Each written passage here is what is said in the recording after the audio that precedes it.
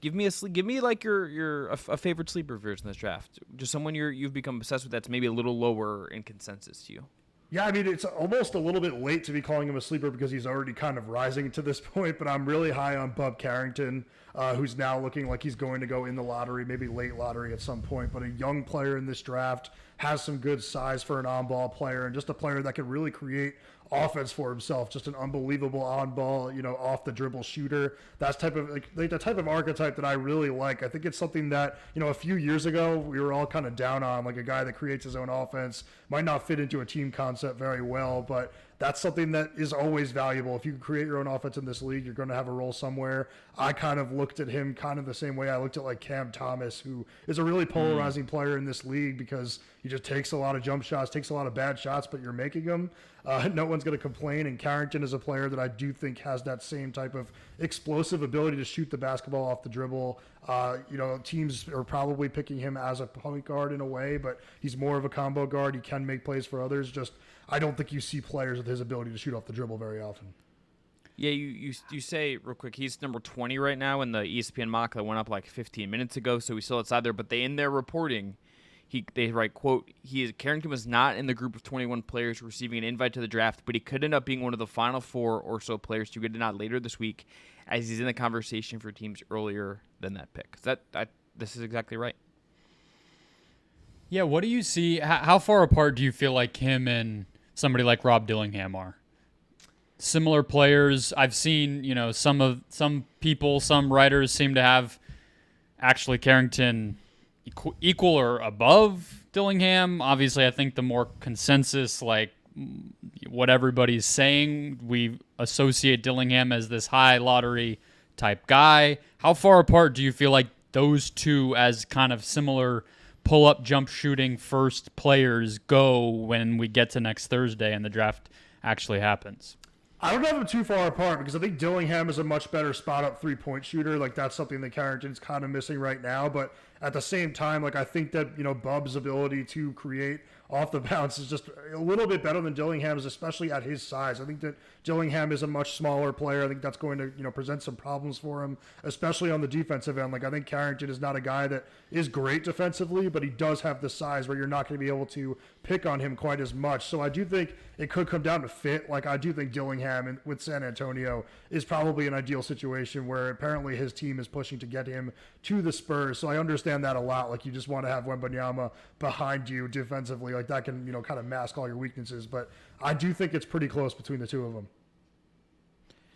Carrington's also a guy that I like the idea of one of the if he ends up going a little bit early, like maybe the Thunder isn't like the best spot for him because they are over a little bit, like the Kings as a spot that maybe needs another bigger another score, just something else to take a risk on to add to their talent level. Does he go to the Heat? And maybe he's not exactly a Heat guy, but like their development program, he's been mocked to the Cavs a lot. I know there's some interest there. That's a pick to me for what they might be evolving into. Like, that makes sense to me. He's a guy, to your point about maybe his skill set is not, what we maybe thought was most attractive. I think, like, what he's doing versus learning how valuable that can be. And if he's young and you can develop him, there's, like, I think some maybe found value in this draft that no one seems thrilled with a lot of it. But if that's a guy people like and he's younger and you can develop him, like, I could absolutely talk myself into him being, like, one of the more interesting picks in this draft. Yeah. Real quick, Zach. So, you and I live in Phoenix, right? So the Suns are a team that's going to fall into the category that I'm going to ask about next, but I'm not just asking you about the Suns, but who is your favorite player of the guys? You can use Jaime Jaquez last year as an example or whatever. Every year there's that type of guy who is going to go later, but will end up contributing. Maybe a little bit of an older player like Jaquez was, kind of that upperclassman who is going to make an all-rookie team, be, everybody's favorite rookie to talk about, probably not win Rookie of the Year, but be a role player right away. Who comes to mind there? Yeah, this is kind of like the one where it's like you look at the guy and you're like, how did that guy not go earlier in the draft? That's Jalen Tyson for me this year. I think that he's a player that, used to be more of a 3-and-D catch and shoot guy before he transferred to Cal, where he moved into this massive on-ball role. But he's a 6'7" wing that can handle the ball, that can shoot the three, that can defend. I think he's the player that, like I literally wrote in my notes, is maybe this year's Jaquez, where we're looking at him, we just don't understand how he fell so far. Maybe it's age. I mean, he's not that old, but I do think he's a player that can immediately come in, maybe, potentially be a fit starter, but either way, create some offense off the bench, knock down shots when he's open, and just not hurt you on the defensive end whatsoever, while presenting you with some positional versatility, because he is a guy that, at 6'6", 6'7", should be playing off the ball, but he can very much create offense as the on-ball option. Yeah, what's your philosophy on that? Because the Ringers comp for him, one of theirs is Jared Dudley, and I like that. Dudley was another guy, too, though, who at Boston College was like getting buckets. Like, we think of him as like the slow dude that was, sixth man on like some championship teams once upon a time, but he was in college able to kind of finesse his way into, really being an on-ball guy. What do you think of players when you're evaluating them in college, and maybe because they're older or because they're in a mid-major or whatever the case may be, that they are doing that, but in the NBA they probably won't be asked to early in their careers? How do you just look at players like that? Do you just think it translates? If they're good, they're good? Or do you feel like there's sometimes where that actually can be a knock that, hey, your role's a little out of whack with what it might be as a pro? I generally do think if you're good, you're good, especially if you see it a few times against high-level competition. I do think in Tyson's case, I'm not too worried about him, because we are talking about, a Pac-12 program. Like, he was playing against high-level athletes, some prospects that will be, taken in this draft. So I'm not too worried about him kind of flashing the creation stuff in the NBA. I don't think it's going to be a situation where a team, rolls the ball out to him. But I think as a secondary, tertiary guy, I do trust him to kind of run, some pick and rolls and create offense as a connective piece. Chris, who do you think's the most? I had one other thing on that. Who do you think's the most desperate team for a player like that right now? When you just think about the teams that might have cap restraints, or roster spot constraints, or they're just old as fuck and they need something there. Like, what team do you feel like in the kind of back half of the first round, early part of the second round, is needs to hit on their pick the most? I'm going to give you a couple that come to mind immediately. Okay. Sacramento at 13. That's not the back half of the first or first half of the second. That doesn't count. Okay. All right. We'll go later. The Lakers, I think, are an obvious one, but that's just duh. The Bucks I think, are very high on that list. We know how old that roster is. Brook Lopez is 36. Bobby Portis is older. Dame is older. That is an old rotation with championship expectations. They need helpful players. I would add the Wolves in there as well, just because their cap situation is going to get crazy. And, we don't know how much it'll ultimately affect this, but their ownership situation's in flux. And does that have any impact on their spending? I think those are the teams that come to mind for me. Milwaukee has 23 and 33. That was the team that I was thinking of for sure.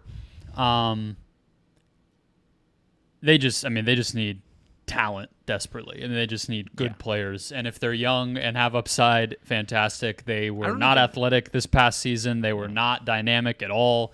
They really, really need that. You want another one? Yeah, I would love another one. It might seem like an overreaction, but I think Denver really needs to hit on their pick at 20. It's a good one. Yeah, I think that there's some uncertainty around Contavious Caldwell-Pope maybe being back. I saw some, there's some rumors about him maybe getting a massive offer from one of these teams with cap space. And I just think that we felt them missing some pieces off the bench last year. Well, and it's so integral to the way they've presented their roster building strategy in this Jokic, Murray era, right? They're saying, hey, we want late first round picks. They've gone out of their way to get them.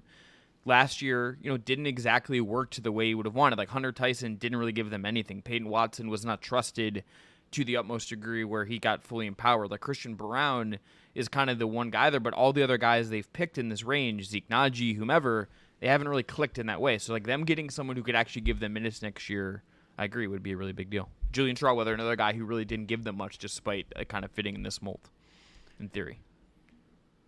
Which of the... So kind of in this similar range, Zach, we have a lot of bigs, right? And I'm a little skeptical that, or I guess I'm bullish on the idea that we could see some of the centers who are being mocked toward this range actually go higher. I mean, I'm not saying that from how I value them over the other guys, because I don't know the draft well enough to really do all that. I just think the league is valuing centers more, and especially, the Lively of it all, where he overachieved in year one, and even Gafford's role in all of it, and go down the line. Lots of teams benefited from getting real centers in the door again. But between Edey and Missy and Ware and Filipowski and Holmes, I feel like that's kind of where the cluster is. Who do you like the best out of that group? Who do you, I guess maybe if it's a different answer of who you like best versus who you think will help the most in year one, like give us both of those. Well, I do think it sounds like Edey's going to go a lot earlier now. So I don't know when it happens, but it feels like there was a jump from like, can this guy play in the NBA, to now he's a lottery pick, and it happened. And not exactly a sleeper, Yeah. We all know who Zach Edey is. Yeah. That So might be why he's rising. Yeah. So that's one where like I almost don't even consider him part of that group, and at the same time, like I put him down in my notes. Like I think that Filipowski like seemingly has seen a huge drop. And I don't really think he should have. So I think that I would put Filipowski at the top of that list for me. I've kind of always viewed him as a lottery pick. I just think that, you get a guy like him that, can really create for his teammates out of the post, can score in the post against smaller players, but then has like this ability to shoot the ball that we, maybe don't believe because the shooting hasn't been there throughout his whole career and the free throw shooting wasn't great. But at the same time, like he looks the part of a stretch big. He can, grab and go with rebounds. Like he is a good ball handler. And I kind of like the way he plays defense. Like I know that that's something that people are worried about with him, but I like the way he defends on the perimeter. I think he moves his feet really well. I know he's not like a traditional shot blocking center, but I kind of trust him defensively. So I think that you get him in the right system, and that shot comes along. Like I do think he's going to be a player that ends up being a starter in this league. And I think that there are less question marks with him as there are with other centers. So I've been surprised kind of to see him dropping after he went back to school for his sophomore season, made the improvements that people kind of asked of him. And we're seeing him not really reaping the rewards. Let me ask this philosophically as well within this draft. This is if you look at the ages in this draft, there are guys who are 18. There are a couple, Bub Carrington, Topic, Ron Holland, etc. There are some younger guys in this draft, but there's a lot of guys in the mocks you see that are 20, they're 23, they're 22, they're already a little bit older. How, for you in your analysis, how does that impact how you view some of these, how certain you can feel about what they can provide from day one versus someone like a Bub Carrington, as compared to who's a little bit younger, maybe more upset? But how do you kind of blend that, seeing these like this older draft class, a lot of older potential guys in the first round? I've been trying not to, look into it as much lately. I think we've just seen too many examples in the last couple of years of older players getting to the league and still continuing to improve, like the Desmond Baines, Cam Johnsons, those types. Like I do think that there are players now that are proving that, they're not done developing just because they played a lot of college basketball. So I'm trying not to let it get into my head when I'm evaluating these players. What I do is like if there are players that are comparable, like I remember we spoke about comparing like Edey and Kleen, like the fact that Kleen is 3 years younger and it just has more room to grow. Like that's when it matters to me. When you're comparing two prospects, one of them's younger, that's when I think that you need to look at age. I guess on the inverse of that, what I was going to toss your way is it feels like because of maybe Edey rising, because of, I'm trying to see who else is, De Silva seems like he's gone up a touch. You're seeing some intrigue around Devin Carter. On the flip side of that, there's some younger guys that I think we went into this past college season all the way back last fall feeling like we're top 5 guys or lottery players, like an Isaiah Collier, for instance, or, I know Tyler Smith is somebody that there's a wide range of opinions on. Which of the younger, I'm calling them fallers now, they're fallers in like this fake mock draft world, but who have seen their stock fall at the very least so far, who do you like the best in that group that's maybe like I was actually thinking of an example of it when Chris brought up the Wolves. Leonard Miller, to me, I think, I still like him. He's an example of somebody where I might not pick Minnesota as a needs to nail because they actually have him, and he might just be that guy for them. But who would you look at in that younger group that might go later, Zach, that you like?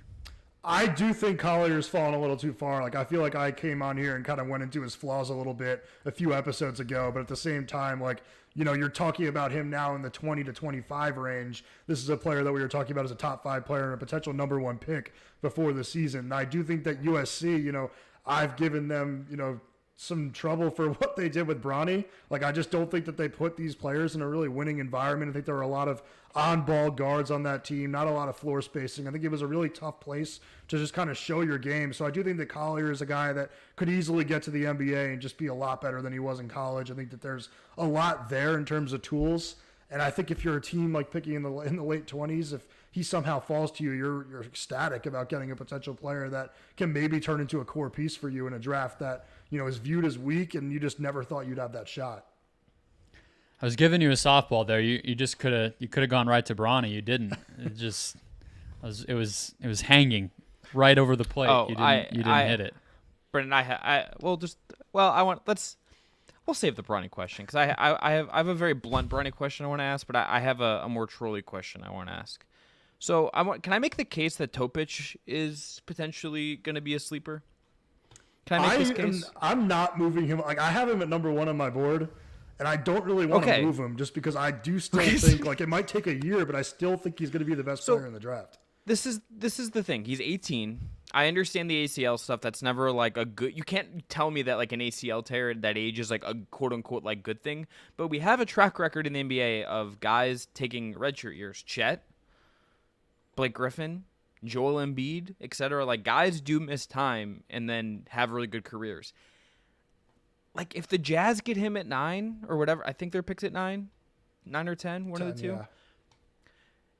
And you stash him for a year, and like he ends like an year, like, you know who's really good? Topic. That doesn't exactly count as a sleeper, but I feel like him going at the back end because of this injury in this draft, that feels like a mistake. That just feels like a mistake to me. Like, if I was the Spurs, I understand you want to maybe hit the gas with Wemby, and maybe they have there's things they want. But that guy makes so much sense to me as a guy that should just be going a little bit higher, and he's going to fall to the back end of the lottery, it seems like. Yeah, I completely agree. And I also think, like, you're talking about a guy with, you know, shooting concerns. Well, he's about to have a full year of just nothing but form shooting. So when he does step back on the floor, like, you would expect that jumper to be improved. I still just am so high on his ability to create offense that I just have a hard time moving him off 1. Like, I do think that it's weird where, you know, you're not going to see him for a year. Like, I know that you're supposed to bump him down. I just don't really know how to do it because, like, I just still think he's going to be fine. My last question is just kind of going toward, I guess, it's funny to say lottery sleepers, like that feels like an oxymoron, but at the same time, who is the player that you continue to kind of be higher on? They will get taken high, but not high enough, besides Topic, that, you know, on draft night is going to be, you know, we can already see it, right? The team that Kevin Pelton gives an A to for value. Like, kind of what I feel like, was it, I guess Dallas kind of was that way with, we all thought Lively was a really great pick last year. There's a ton of examples every year. Who do you feel like might be that guy, and what situation do you think maybe makes the most sense for them?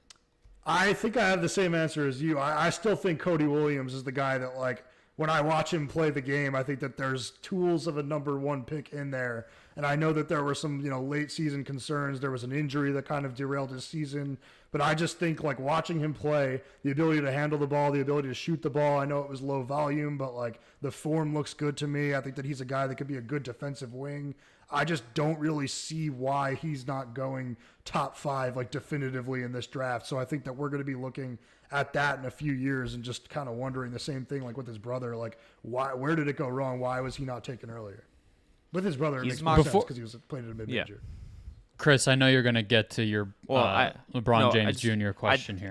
I just wanted to say Cody Williams is mocked to the Grizzlies right now in the ESPN mock, and I love that. I love that for them if that were to happen.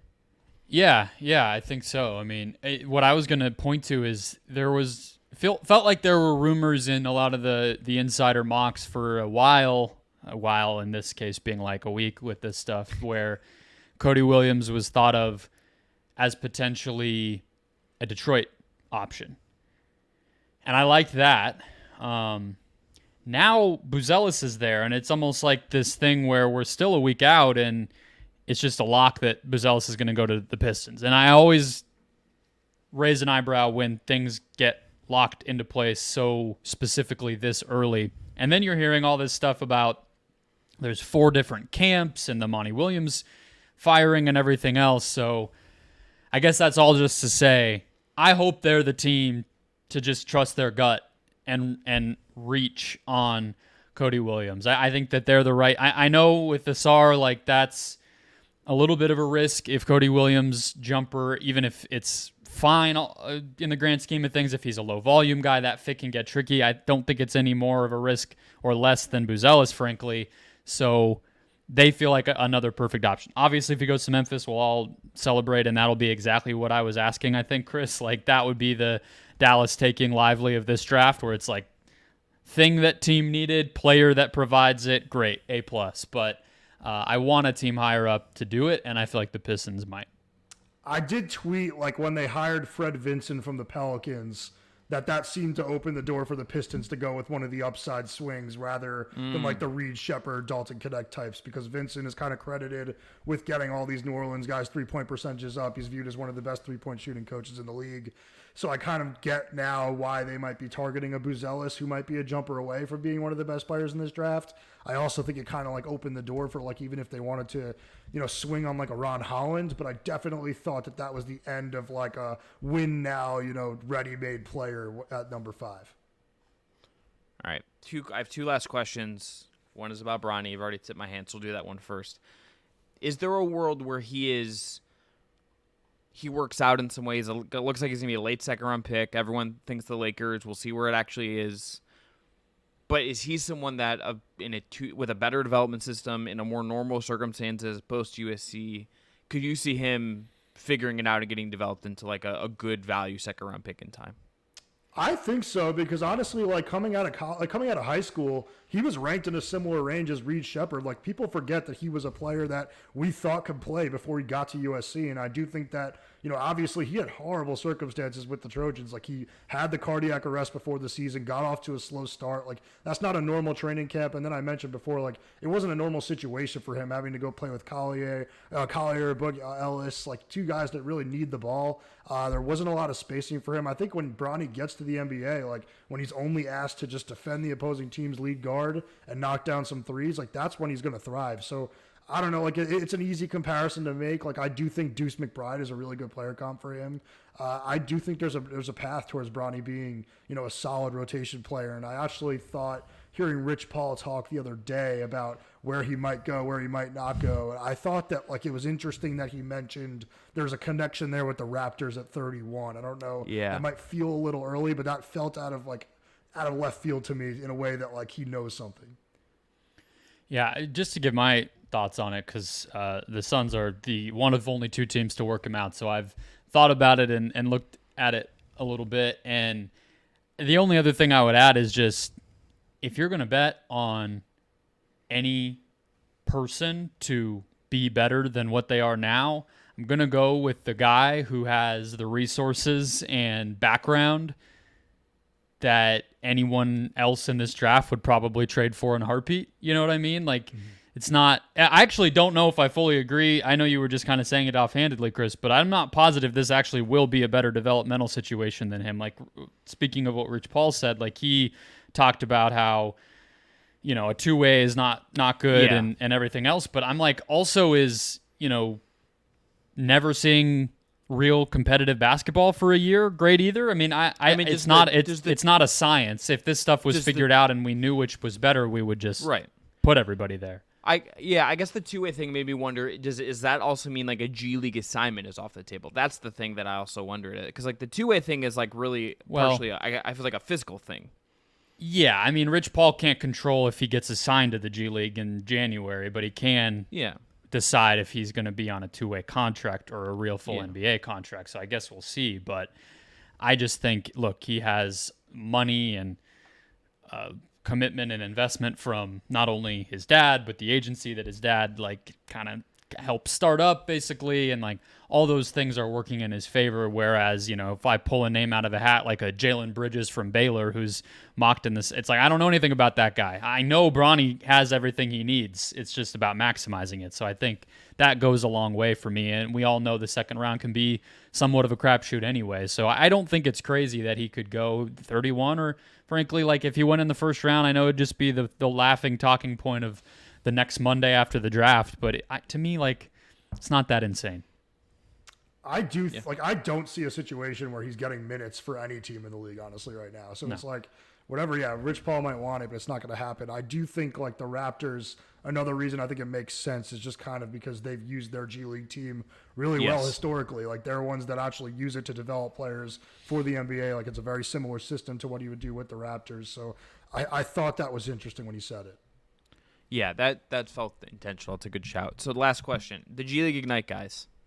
Anyone there that you are higher on than the consensus, that you're like, why is this guy going later? Like, is there anyone in that from coming out of that program, that doesn't exist anymore, that you are excited to see, and maybe there's a new corner for them outside of that program?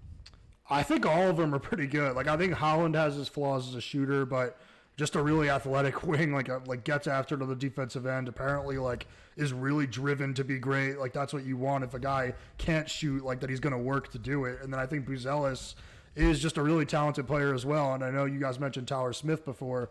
He's another one that, like, I could see him going a little earlier in the draft than is expected right now. Like, we have him kind of considered late first round, but I wouldn't be shocked if he goes, late lottery or just after it, just because, like, he is such a good shooter at 6'10" that even if he doesn't get any better, like, he's already doing something at a high level that is valuable to an NBA team and a playoff team. Like, if he can just come in, play some minutes at the 4, knock down shots, and just give you length, I just think that there's a really good chance that a team values that more than what we're seeing right now. And he's 19, and if there's he's close to 20, but like 19 as a lottery ticket, like, why not? I get it. Their track record, their trajectory in these pre-draft cycles has, I feel like, undervalued them early, maybe landed them more properly valued when they ultimately get picked.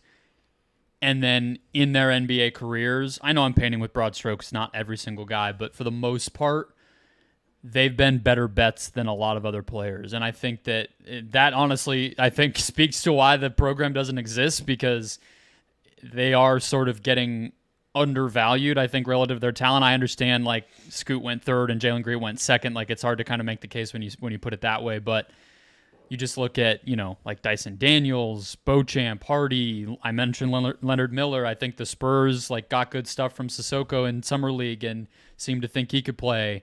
Kuminga, late bloomer, but got there. Like, almost all of the guys we were hyped about from Ignite have been become NBA caliber players. So I kind of just expect that to mostly continue. The ones who haven't are the ones who were kind of fringe in the first place. And so I don't know. I would feel better about it than I feel like NBA teams have, but it's all hypothetical, and there's way more of them this year, so maybe that'll change. Yeah, none of them, like, went into the program and got worse. I mean, like, it looks like a disaster because this year's team went 2-32 and, like, wasn't competitive whatsoever. But, getting these guys in NBA training programs, getting them just adjusted to a pro career, like, clearly helps and does something for them. So, yeah, it's viewed as a failed experiment, but, like, it's more just because why would you not go to college if you're making same money or possibly even more? And the team sucked. Yeah. It didn't make any money. I don't think anybody knew it existed in Vegas. So I get it. But from an NBA standpoint, for this last draft where they'll be around, like, I would actually look at it as a potential, like, they could be even better than we think, and I might get some value here versus the opposite, which is what it feels like most teams have kind of looked at it as. So